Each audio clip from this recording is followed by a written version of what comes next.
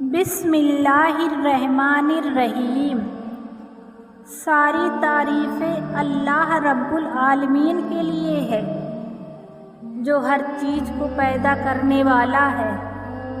درود و سلام ہو آخری نبی حضرت محمد مصطفیٰ صلی اللہ علیہ وسلم پر۔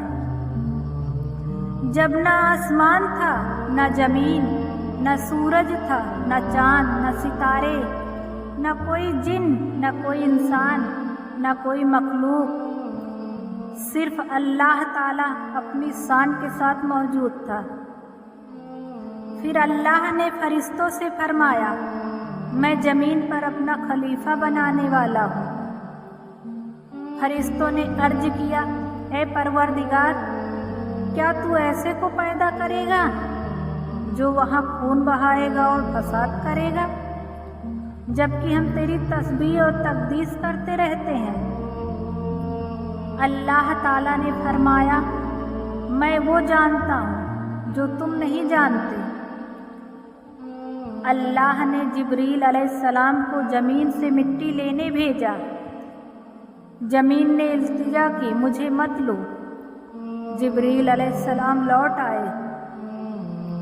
پھر میکائیل علیہ السلام، پھر اسرافیل علیہ السلام کو بھیجا گیا، وہ بھی لوٹ آئے۔ آخر میں اللہ نے اجرائیل علیہ السلام کو بھیجا۔ زمین نے وہی التجا کی، لیکن اجرائیل علیہ السلام نے کہا، میں اللہ کے حکم سے آیا ہوں، اور انہوں نے زمین کے الگ الگ حصوں سے مٹی لی، سفید، کالی، لال، پیلی، نرم اور سخت مٹی۔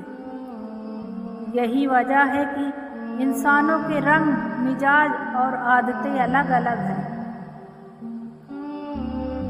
مٹی کو پانی سے گوندا گیا، پہلے چپچپی مٹی، پھر کالی بدبودار مٹی، پھر سوکھی مٹی بنائی۔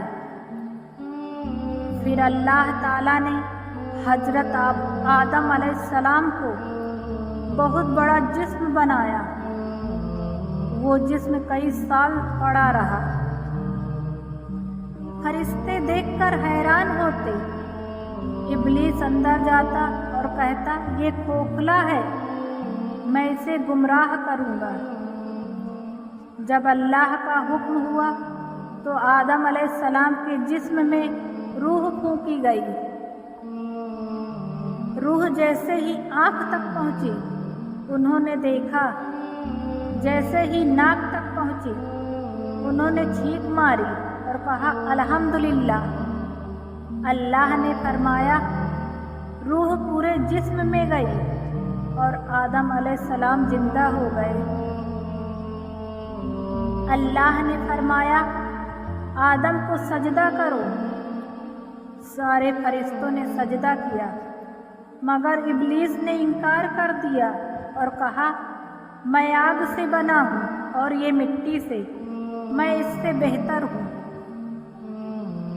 اللہ نے فرمایا، اتر جا، تو گھمنڈی اور لعنتی ہے۔ یوں ابلیس ہمیشہ کے لیے مردر اور شیطان بن گیا۔ اللہ تعالیٰ نے آدم علیہ السلام کو تمام چیزوں کے نام سکھائے۔ پھر فرشتوں سے فرمایا، اگر تم سچے ہو تو ان چیزوں کے نام بتاؤ۔ وہ نہ بتا سکے۔ آدم علیہ السلام نے سب نام بیان کیے۔ اس سے انسان کو علم کی فضیلت ملی۔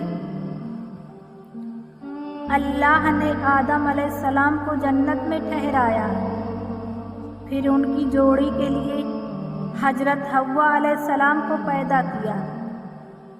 دونوں جنت میں آرام سے رہنے لگے۔ اللہ نے حکم دیا، تم جنت کے سارے پھلوں کے فائدے اٹھاؤ، مگر اس پیڑ کے قریب مت جانا۔ ابلیس نے آ کر دھوکہ دیا، اگر تم یہ پھل کھا لو گے تو ہمیشہ جنت میں رہو گے۔ آدم اور حوا علیہ السلام دھوکے میں آ گئے اور پھل کھا لیا۔ اللہ نے فرمایا، اب تم سب اتر جاؤ، تم ایک دوسرے کے دشمن ہوں گے۔ زمین تمہارے لیے ٹھہرنے کی جگہ ہے اور ایک وقت تک کی روزی۔ یوں آدم علیہ السلام اور حوا علیہ السلام کو جنت سے اتار کر دنیا میں بھیجا گیا۔ آدم علیہ السلام اور حوا علیہ السلام نے غلطی پر توبہ کی۔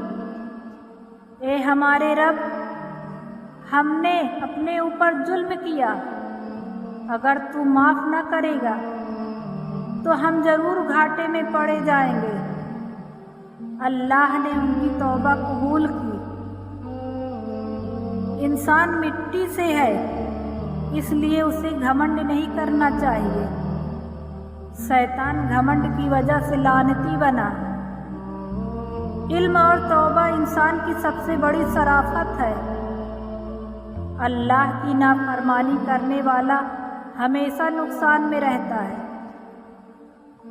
بے شک اگر آپ کو یہ واقعہ پسند آئے تو کمنٹ میں ضرور بتائیں۔ آمین۔